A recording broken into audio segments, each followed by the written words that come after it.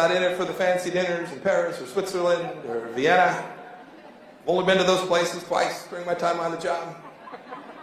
One of my predecessors went 62 times. That, my friends, is a lot of cocktails.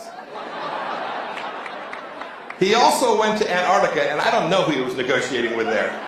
Not only did the Nazis go to the moon, but that they escaped Europe, some of them, at the end of World War II, perhaps even Hitler himself and his deputy Führer, Martin Bormann, and they went to a secret base in Antarctica, Operation Paperclip. Google that if you don't know what it is, Operation Paperclip. There is a specific story and a couple of other stories about Antarctica's Queen Maud Land, named by Norwegian whalers after Queen Maud of Norway, a granddaughter of England's Queen Victoria, who liked to drink blood out of skulls, by the way. Historical facts are well documented about this expedition. German exploration of Antarctica reaches back to the 1800s. Most noted was the expedition in 1938 led by Captain Alfred Richter to Queen Maud Land, situated east of the Weddell Sea, named for the English seal hunter James Weddell. Prior to the start of the expedition, the German Society of Polar Research invited the famous explorer Richard E. Byrd, and yes, that is the same Richard E. Byrd who supposedly went to what we call the center of the Earth, which is associated with debunking theories. And what I mean by that is that the center of the Earth has a core, but there are parts of the Earth where we have underground cities and bases which are real, and some of them have even been videotaped. So they invited Richard E. Byrd to Hamburg, where he showed expedition members of this expedition that was going to be taking place documentary of his Antarctic exploration and told them what conditions to expect. Ironically, about 10 years later, the Navy's Admiral Byrd led his own military expedition to Antarctica. It was supposed to be a scientific expedition, but they took aircraft carriers and thousands of soldiers armed to the T for some reason. Well, why not? You never know when you're going to run into a dangerous group of sea lions. Right. Those ice fishers get really upset having to sit there all day. That's right. You never know what's going to happen. So, Capitan Richard, renamed the area Neuschwabenland in honor of his flagship Schwabenland, a floating laboratory that belonged to the Lufthansa airline company. It carried 2 amphibious aircraft, about 10 tons each. It's well documented, part of a scientific experiment, if you will. Now, Richter's expedition were under direct order of the Reich Marshal Hermann Goering, Rudolf Hess, and other influential members of the secretive SKULLS Society. We've heard about the SKULLS Society before. We've done segments on the SKULLS Society. Also involved with the Vril Society and the Theosophical Society. Was that the Full Society? The SKULLS Society, Thule. They actually were a big funder of the German Nazi Party rising to power. Officially on a mission to study the feasibility of whaling in those waters, Richter proceeded to drop small swastika flags along separate flight paths to the southern pole, eventually staking out more than 600,000 square kilometers for the Reich. Richter was fascinated by reports from that other guy named Waddell. One of his reports in 1823, Waddell wrote, I quote, "The ice in this region had completely disappeared. The temperature is mild, birds were observed flying around the ship, and groups of whales frolicked in the wake of the craft." And, end quote. It has been suggested that the Richter expedition found just such a place, one that contained huge ice caverns filled with warm water and living plants. Have you ever heard about this before, Nick? No, this is new. This is new stuff. Have you ever heard of the hollow earth theory? We talked about hollow moon last night. Have you heard about the hollow earth? No. You've never heard of the hollow earth theory? Have not. Interesting. I guess a lot of people would believe that the center of the earth is hollow and there's a sun in the middle, right, which is kind of symbolic because the core is the hottest, right, but it's a lot of dense metals. But as I mentioned before, the hollow earth in another way is really just caverns, within the crust of the earth. Sure. By the mid-1940s, submarine bases had been built in Neuschwabenland that became the sites of a great buildup of supplies and materials in addition to servicing U-boats operating in the South Atlantic.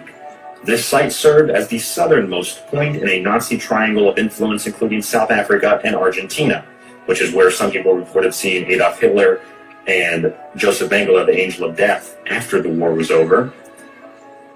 This major base became known as New Berlin, or Base 211. This new base in Antarctica, and this is all documented and this is all well true.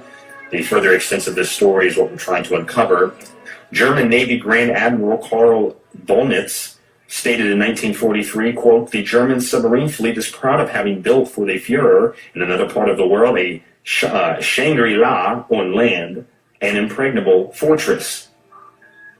The Norwegian Nazi Vidkun Quisling, at the trial of Nuremberg in 1945, stated, and I quote, "I believe I fought for a just cause and I refused to run away from my responsibilities when the Nazis, shortly after their final collapse, offered to convey me aboard a submarine to safe refuge."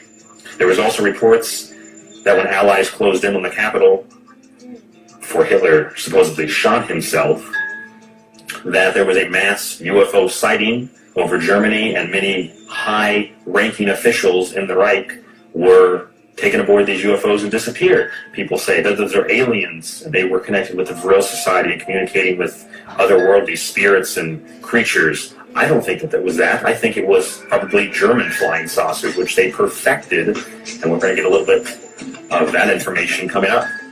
The question of how the Nazis could have kept such a large base secret was explained in part by W.A. Harbinson, who stated, and I quote, "Regarding the possibility of the Germans building self-sufficient underground research factories in the Antarctic, it has only to be pointed out that the underground research centers of Nazi Germany were gigantic feats of construction containing wind tunnels, machine shops, assembly plants, launching pads, supply dumps, and accommodation for all who worked there, including adjoining camps for slaves, and yet very few people ever even knew they existed. Until I did the research, Nick, I didn't even know that these existed. Supply dumps and accommodation for all who worked there, including adjoining camps for slaves." We are basically what I wanted to say before. Apparently, there's the Nazi breakaway society. They come from the Vril, what they called them in older times. The weird thing is that with all this genetic changes, with all these things, you could say they're different from humans. They're upgraded. What it all comes down to is that this was the Nazis. This was their program running away from themselves. They started an Uberman, a Superman program, which was the eventual goal of all the manipulation projects. Containment and maybe analysis is, you could say, the first of, who's potentially a threat or whatever. The eventual goal was to find the genetics they wanted and create a second race that could win out over all the other humans. And they got what they wanted, but then those genetic mutations that I told you about happened, and there's now another sub-race. I think all our society is run by insane people for insane objectives. And I think that's what I sussed when I was 16 and 12 way down the line. But I expressed it differently all through my life. It's the same thing I'm expressing all the time, but now I can put it into that sentence that I think we're being run by maniacs for maniacal ends, If anybody can put on paper what our government and the American government, etc., and the Russian, Chinese, what they are actually trying to do, and what they think they're doing, I'd be very pleased to know what they think they're doing. I think they're all insane. But I'm liable to be put away as insane for expressing that. That's what's insane about it.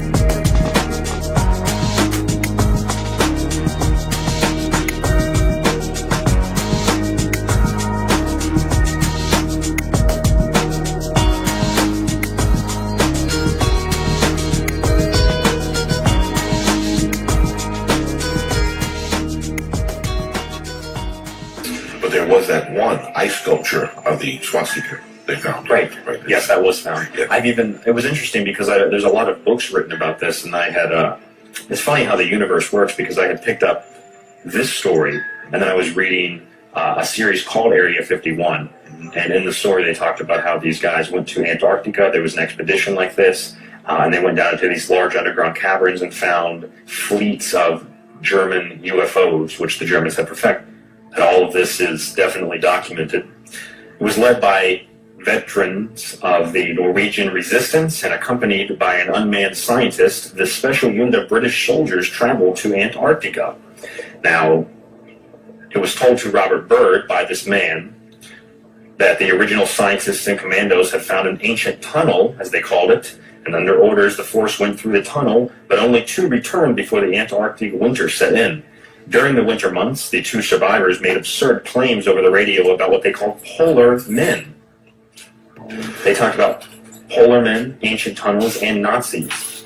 Brought them further anxiety as the final broadcast they picked up, I guess, they heard the voice that the polar men had found them, and then screams, and then contact was lost. Hi, it's Ileana, and today I am going to be discussing the Antarctica Underground Super Soldier Labs and what I had seen there when I was sent there to basically inspect one of the labs, because one of the super soldier hybrids who was created there, he escaped from the regeneration tank. He was supposed to be in cryogenic stasis, but for some reason he wasn't in full stasis. So he escaped from stasis, and from the regeneration tank he broke the glass-like material that the tank is made out of and escaped.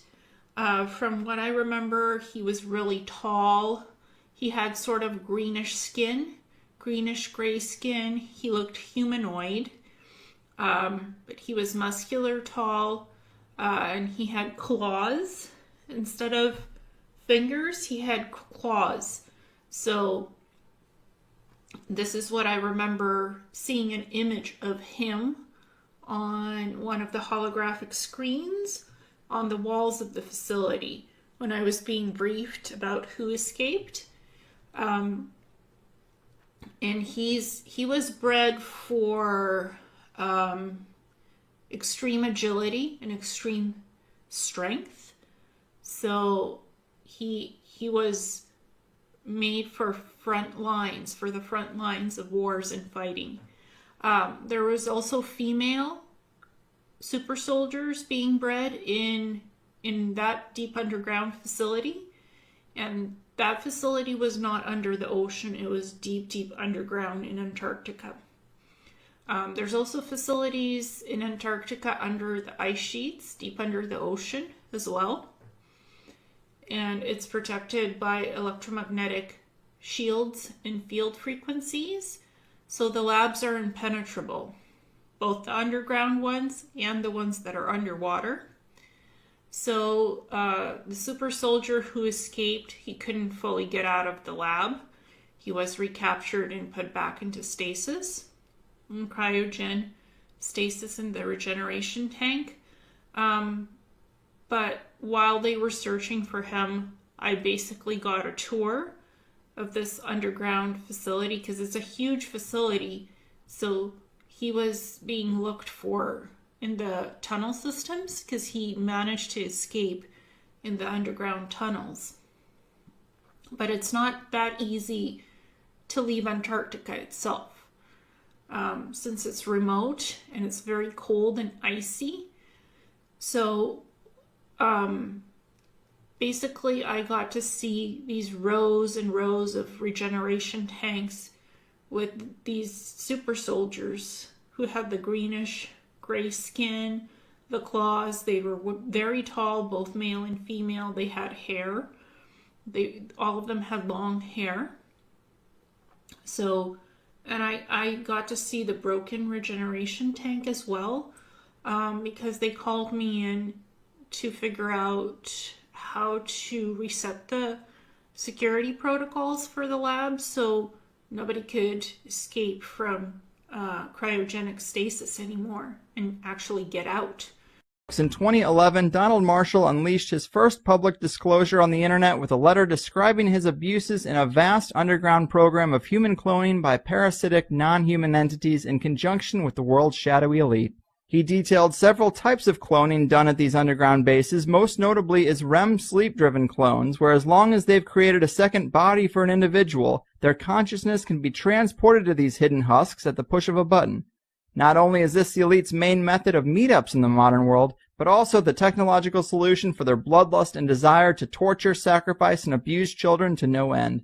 And since Donald's come forward as an Illuminati whistleblower, he hasn't been shy about naming those from the political and entertainment realms that he's encountered below, from Queen Elizabeth, Henry Kissinger, Hillary Clinton and Obama, to Bernie Mac, Tila Tequila, Kurt Cobain, and Mila Kunis. But as odd as this all sounds, the recent trend of celebrities actually tweeting about human cloning centers and their own abuses has prompted me to bring him on to get some insights into the latest chapters of this long, dark, far-out saga. Donald, my man, welcome to THC. Hello, thank you. Yeah, I'm psyched for this, man. Thanks for doing it. I've tried to give people some of the cliff notes to the story there because I don't want to just rehash the previous interviews you've done, but I'm sure this is new to the majority of the people listening, so to get us started, can you elaborate on some of the main aspects of what you've been disclosing since that original letter? Anything I forgot to mention? Well, your intro really was good. I don't know what to say now. You ruined my entire spiel. Sorry.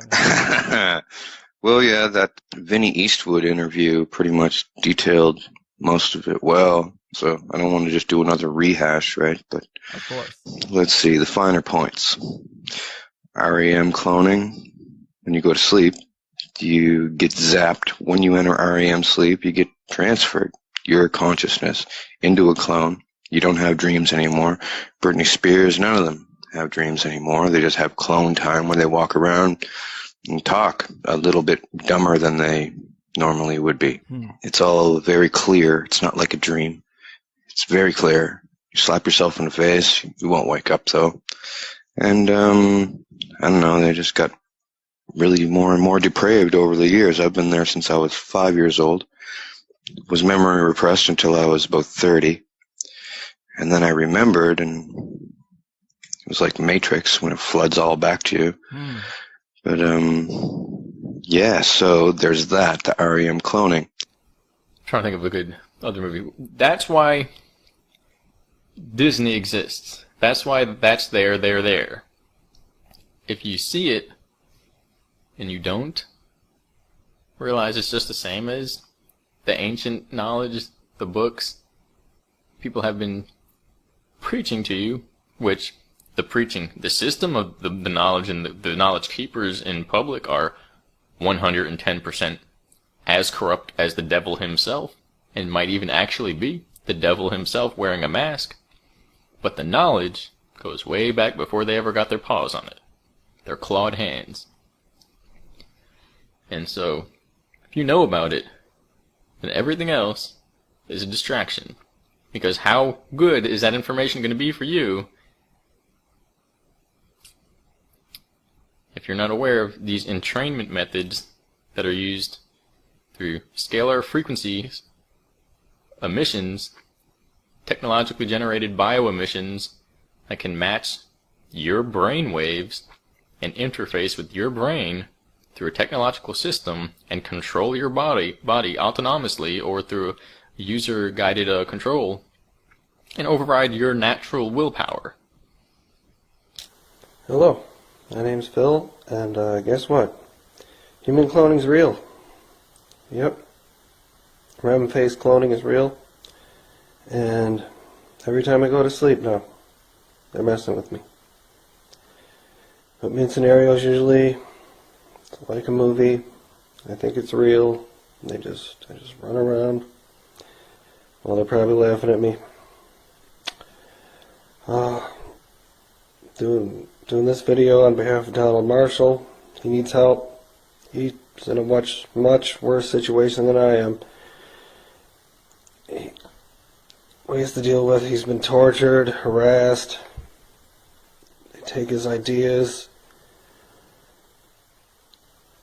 All he's trying to do is tell people. In the past few years, you have had several big-name artists coming out about this, which boggles my mind even further. I mean, sure, Tila Tequila is saying some stuff, but then you have Nicki Minaj and most recently B.O.B. both tweeting from their own accounts, #StopHumanCloning. Well, I'll tell you, I mean, these public statements definitely have made me more open to this idea. I mean, there's the Nicki Minaj stuff, but I also wanted to point out exactly what B.O.B. said about it, because he wasn't shy. He dropped about 20 tweets on the subject saying things like, ever notice a celebrity missing their tattoos or piercings? Cloning center. Anytime you see a celebrity randomly lose their minds? Cloning center.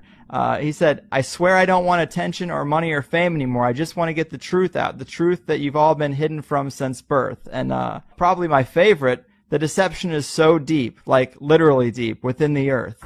Well, What are your thoughts? Have you talked to B.O.B.? Are you aware of his presence down there? Have you seen him down there? I met him at cloning, but he remembers very little, but at least he remembers something. This is the most important thing in history right now. I don't know what to say at this point. It's almost 6 in the morning, and I want to go to sleep. I'm not joking.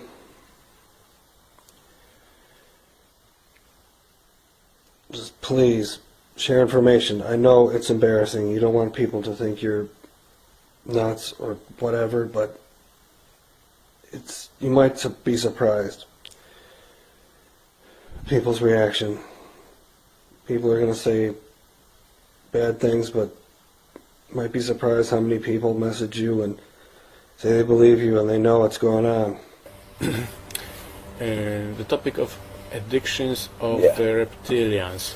Like humans have some addictions like alcohol, drugs, sugar, this kind of stuff. Reptilians have different are addicted to fear. Addictions, Right. Addiction to torture, to this energy. So please explain. Okay, so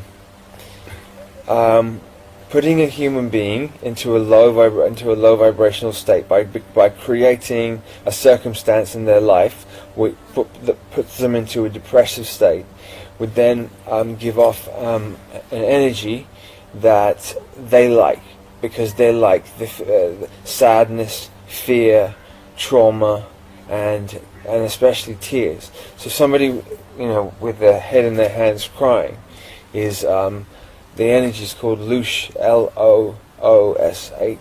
and it's very, very high-powered energy. So for them, very, very, very. So they would somehow calculate an event, even in dreams.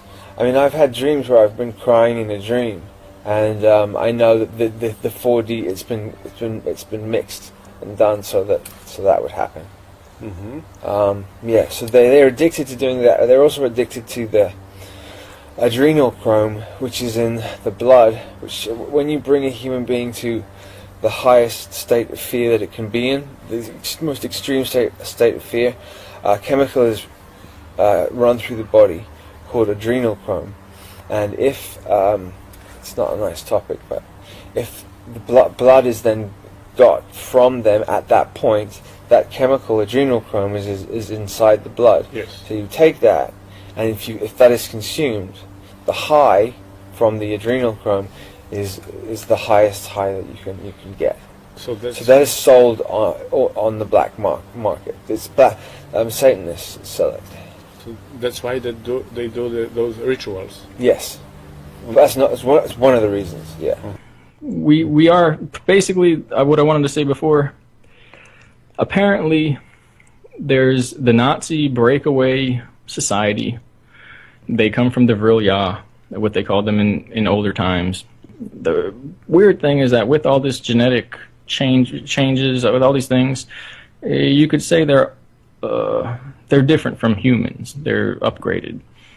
What it all comes down to is that this was the Nazis. This was their program running away from themselves. They started an Uberman, a Superman program, which was the eventual goal of all the manipulation projects. Containment and maybe analysis is, you could say, the first of, who's potentially a threat or whatever. The eventual goal was to find the genetics they wanted and create a second race that could win out over all the other humans. And they got what they wanted, but then those genetic mutations that I told you about happened, and there's now another sub-race of humanity. It's just always a plan, and there are apparently what you could call elders that have the power and the technology to live essentially a very long time. And the whole thing is mapped out, every little detail, on these huge systems that I don't really even know how to describe, but they use them because now they don't need to get people, they don't need to screen you, they have basically devices and systems set up. For instance, the computer, I'll get to the doctors, but the computer, everything that's on there is being categorized and recorded. So now they don't need to screen whose childhood was one way or the other. They have profiles on everybody that connects to that. Top of that, there's other things that use mind sensing technology, scalar technology, which is a little bit deeper, and it's being propped up now. With the how they get all these people involved, it's both with their consent, without their consent, and with their knowledge and without their knowledge.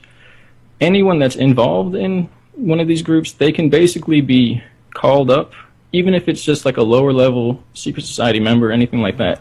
They can be called up and brought into an initiation, which will be specifically riddled with programming that will utilize this person essentially as an altar, but it's not through torture. At that point, say he needed to, not like the next client that came in whose name was this. That could be subconsciously put into his program. So you can't, why ritual is so important to them is because whenever you do a ritual, you're then reactivating the morphogenetic field of anybody else who's ever done that ritual before. So if you do a ritual, you're reenacting everybody else who's done it before. Then that you can, if you know what you're doing, you bring them into being. And each one of the 72 is defined as being used for a different thing. Some for money, some for fame, etc. So I don't know the exact details of each one, but I know that they're dukes, princes, kings of quote unquote hell. And then you bring them up, and then they can help you out for certain things. They can grant you certain things. I think it's where the genie in the lamp comes from, the concept. The jinn is still connected with that concept, but so Belial or Belial is the one that he was connecting with. Also, there's just trying to think of the castle in Scotland, which was the Queen Mother's residence. It was also called Holyrood. No, not Holyrood. No, this is. I think a friend of mine went to that castle way back in the 90s, which we talked off camera about, but don't all mention the name. That's in Scotland as well, and it's directly connected by tunnels to Boleskine. And Crowley was a royal anyway, really. Yeah, but what do you mean directly connected by tunnels to? Most of the certainly, I'm sure this goes for France and Germany and Switzerland and all of the external architecture of the castles and main Gothic cathedrals. This is something you referred to in Canterbury. That's one of the main ones, because so many energy grid lines are crossing there. They're connected. If you go underneath them, there's either portals or there's a tunnel system or a magnetic rail system that connects them all up. They're doing experiments for crossbreeding of human and ET hybrids, as well as genetically modifying humans to create the super soldiers. Often the super soldiers have advanced abilities like becoming invisible, being able to change weather, work with water manipulation, fire, electricity, and they have fast reflexes. Some of them have wings, scales, almost like exosuit armor that protects their skin, and it's natural because they have scales, wings, and hard shell bodies because they're very muscular and tall, and they also have claws. That's what I saw in the beginning when I was looking at these regeneration tanks with these super soldiers inside. And other super soldiers are crossbred with animal genetics and can shapeshift into animals or partial animal human forms. So they can take on the humanoid animal form of lions, cheetahs, and other cat species, or wolves, tigers, or they could like fully shapeshift into those creatures, or they can take partial form of those creatures with humanoid appearances. Many of the super soldier labs and hybrid chamber tanks are in the Antarctica underground laboratories. The regeneration tanks would create the hybridized super soldiers, and they would be held in the tanks until they were ready to be deployed on missions. They can make normal sized clones of you that look almost exactly like you. You'll have different facial wrinkles and stuff around your eyes and stuff. It doesn't look exactly like you. Each one comes out looking slightly different. These duplication clones, it's not like the ones that are grown from babies. You grow full-sized. They're all incredibly disgusting there. And they got really confident with how they can do whatever they want to anyone there. And when they victimize or kill someone in real life, it deters anyone from speaking, right? But with me, it's different, because I always thought that I was just going to die anyway. And a lot of the Nazis that were executed and hanged after the Nuremberg trials were Mark I organic robotoid clones. And a lot of them escaped. Not all, but many of the ones hanged were Mark I clones.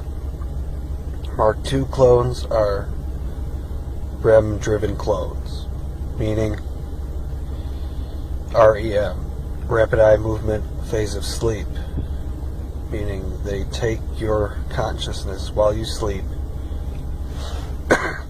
and when you enter REM phase in an hour and a half to 2 hours, and they put your consciousness or mind into a clone in the cloning center. They all they need is a few cells now. At first, what did they say? I think they needed bone marrow and white blood cells, or they needed something more. But now they can take, or I think it's blood. Now they can take any tissue, 2 cells of any tissue, and they agitate it in a certain way, and it literally accelerates the growth until the whole body is there. And there's always genetic flaws to the point where it's not the same. It's not a copy machine. It's basically a copy machine. It's not the same. It grows too fast, so there's always genetic errors, or there are always flaws. The DNA has telomeres, which as they replicate, the telomeres get shortened, and these are like countdown for, mortality.